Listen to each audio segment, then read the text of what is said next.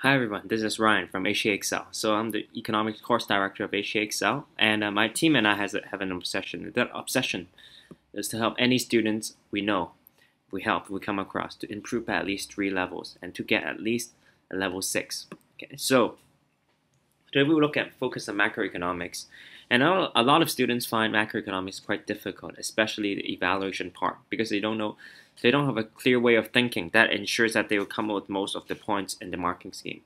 Okay, and they don't know how to structure their essay and they don't know how to think. But today I'll teach you a strategy that can be widely applied to a variety of macroeconomic questions. It can be applied to at least 60 to 80% of all macroeconomic evaluation questions. So just by using this thinking approach, you can basically answer most of the questions. Okay, so what is this approach I'm talking about? Okay, so when you look at macroeconomic questions, like for example this one, it says evaluate the view that unemployment rate can be most effectively reduced by policies to increase aggregate demand of an economy. Okay, so basically demand side policies, right?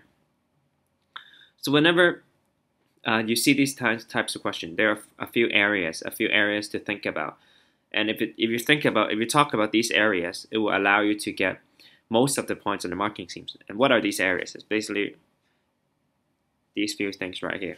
Okay, the first thing you can look at is macroeconomic objectives.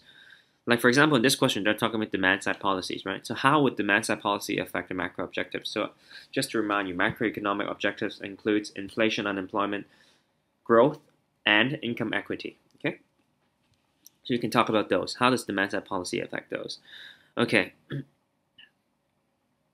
the next one is different scenarios. Okay, so different scenarios is very important because, for example, in this question, it says it's basically asking you about unemployment rate. But as you may know, unemployment, there are many different types of unemployment. So it's important for you to talk about each type separately. Okay. The next thing is general advantage and disadvantage. General advantage and disadvantage just means something you can memorize off the textbook. Like for example, the advantages of demand side policy. Okay. And the next one is alternative. So for example, in this question, they're talking about demand side policy. So the alternative to demand side policy would be supply side policy. So you can talk about that as well. Okay. So I would recommend students to structure the essay according to these as well. So let's use this question as an example. Okay. So demand side policy. So how would demand side policy affect the macro objectives? So it is here. It's going to increase inflation in both the short run and long run. It will lead to less unemployment in the short run, but not in the long run, and it will lead to increased growth in the short run. So how can you explain all these points? I recommend you to draw a diagram, okay, a neoclassical diagram. So I'll draw it right here, and I'll show you how to explain these points. Okay, so I'll put right here, and average price level right here. Okay, let's draw an AD curve, and an SRAS curve. Okay, so according to the neoclassical perspective, what happens when you increase the aggregate demand? Basically, in the short run, there's higher price level and there's higher output, right? So the output will become higher than full employment. So there goes an inflationary gap, which is when output is greater than full employment level of output. Okay? So what you need to explain here is that in the short run, wages are fixed.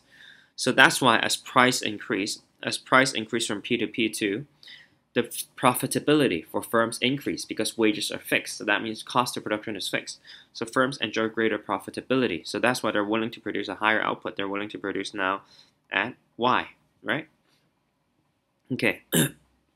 So in the short run, output increase. So there's economic growth in the short run, and there will be less unemployment in the short run as well as output increase. But in the long run, what happens? Workers ask for higher wages, right? Because in the long run, wages adjust. In the short run, wages are fixed. In the long run, wages always adjust to changes in average price level. So as wages adjust, that means the SRAS will shift to the left. Okay, and this wages increase means the firm's profitability returns to initial level. So the output returns to FE, full employment level of output. Okay, so therefore, in this diagram, it shows 3 things, right?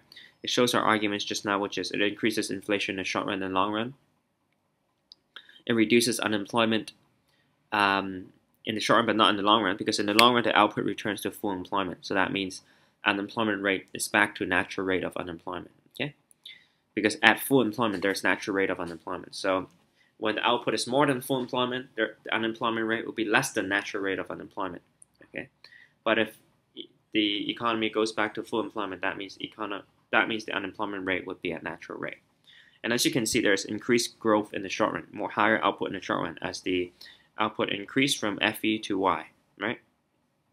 From FE to Y. But in the long run, it returns back to FE. So there'll be no effect to economic growth over the long run. Okay, so this is macro objective.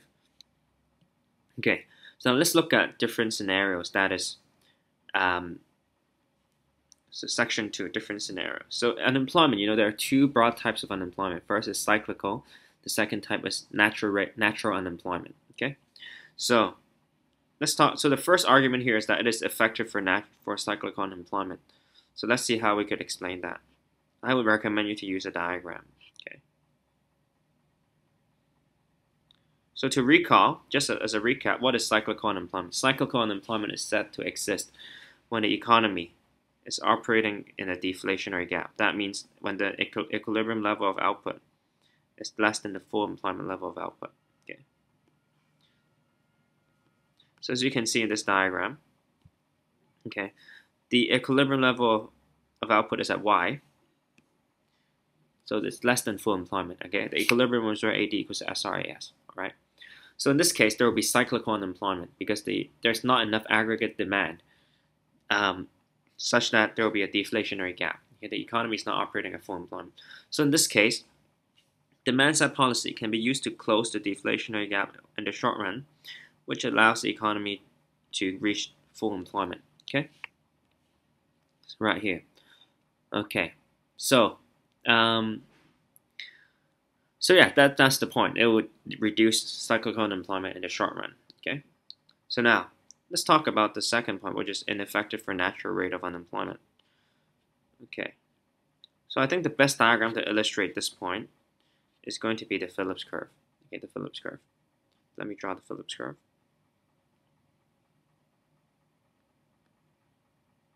So as a recap, Phillips curve shows the relationship between unemployment and inflation. Okay, so inflation, unemployment. Okay. So what the Phillips curve tells you is that in the short run, there's a trade-off between inflation and unemployment. So what you can say is that in the short run, as the government uses demand-side policy to lower unemployment, that will result in a higher inflation. There will be a movement along the SR Phillips curve from here to here, for example. Okay, there's an inverse relationship between inflation and unemployment. That's because as the AD increases, there's a movement along the SRAS curve, right? There will be a movement along the SRAS. So if you recall the ADS diagram, in the short run, there's SRAS and AD, right? So if your AD increases, there will be higher output, but also higher price level. So higher output means less unemployment, yeah? So less unemployment, higher inflation, so very trade-off. But what happens in the long run? In the long run, the output, according to neoclassical, always returns to full employment, right? So full employment is actually, at full employment, there will be natural rate of unemployment, right? So that is why the Phillips curve, the long run Phillips curve is vertical at natural rate of unemployment, because the economy always adjusts back to full employment.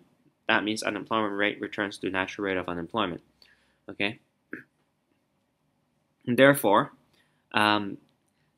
demand-side policy will not be effective in lowering natural rate of unemployment, which is the rate of unemployment in the long run. Okay, and you can be a bit more specific about that. Let's see how we can explain this further. So natural rate of unemployment actually includes three specific types of unemployment. Three specific types, right? So the first is structural. Natural rate of unemployment includes structural unemployment. Second is seasonal. The third is frictional. So you can explain, like in your second part of the essay, you can explain what each of these are. So structural unemployment is when there's a mismatch between workers' skills and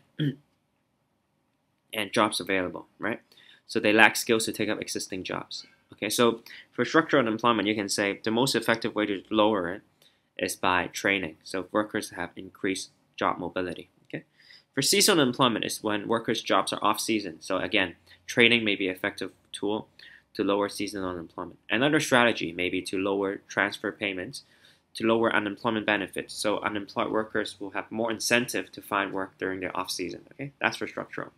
So what about frictional? For frictional unemployment, it's when workers are in between jobs, right? So the way to lower frictional unemployment is by, one of them is reducing unemployment benefits. Okay, so workers have more incentive to find jobs. Another one is by improving information systems. Okay, so you could suggest this in your essay. You can talk about each of these and explain each of them, explain the policies that are most effective for each of them. Okay, so you're basically suggesting alternatives. Okay, so for natural unemployment, supply side policies like the one I mentioned just now should be used. Okay, so if you look at what we did, we already have covered macro objective. We have already looked at different scenarios. We have looked at alternatives. We have suggested alternatives for lowering natural rate of unemployment, right? So now we could look at general advantage and disadvantage. What do I mean by general advantage and disadvantage? Actually, these are the points that you will be able to find even in your textbook. Okay, it's like some points you can memorize. So I'll give you a few. Okay, right here. Okay, so for monetary policy, very common advantage is it is flexible because it is controlled by the central bank, so it can be increased and decreased in a relatively short period of time. However, a disadvantage is that it depends on consumer confidence and business confidence. For example, you can say if consumer confidence is low, lowering interest rate will have very limited effect on consumption and hence aggregate demand. Okay, because the reason for this is because if consumers do not feel confident, they are not likely to increase their consumption spending. Okay, even though the interest rate decreases. So fiscal policy. So by the way, so monetary policy and fiscal, both of these are demand side policies, right? Demand side policies. Okay, so fiscal, the disadvantage of fiscal is that it is hard to reverse. So because imagine when government decides on a government budget, it now generally takes a few years before it can be revised. So thus fiscal policy may take a long time to implement and it's hard to reverse. All right. So finally, let's look at some supply side policies. So supply side policies, for example, one example of a disadvantage is that there could be opportunity costs. Okay, because one type of supply side policy is interventionist supply side policy, which is when government decides to increase spending, right? For example, spending on training to lower structural unemployment. However, this can come with government spending, which can bring about an opportunity cost. Okay. So this is it for this essay. I recommend. Okay, so now let's look at the mark scheme, and you will see how by using the framework I just taught you, come up with most of the points. Okay, so explanation of measures designed to increase AD. Okay, so that's basically what I would put in my introductory paragraph. Okay, and the second point as well. So the second point is saying higher government spending to increase AD. So this is just like using expansionary fiscal policy, right? So it's just what would come up with in your introduction. The use of supply side policy, demand side policy with ADS diagram. Yes, we have that. Okay, so tick, tick, tick. And then discussion of effectiveness for demand side policy for different types of unemployment, as you can see here, right?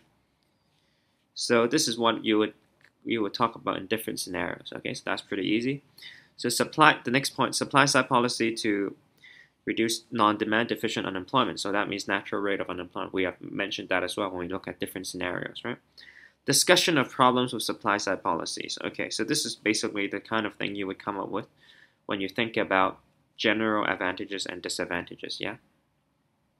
Okay, so see, just by using this framework, you'll come up with almost all the points in the marking scheme, and it's in a very structured manner. Okay, so that's what we aim to do at HCXL, trying to give you a simple structure you can follow, and you can directly come up with the points in the marking scheme. So thanks a lot for watching, and we offer free trial lessons if you need help in IB Economics, and you will see how we can help you with all your macroeconomic essays, giving you for every lesson, we'll basically look at a lot of exam questions, and we will teach you how to use our strategy to really conquer the exam questions, get the points in the marking scheme, and structure in a good way. Okay, so until next time.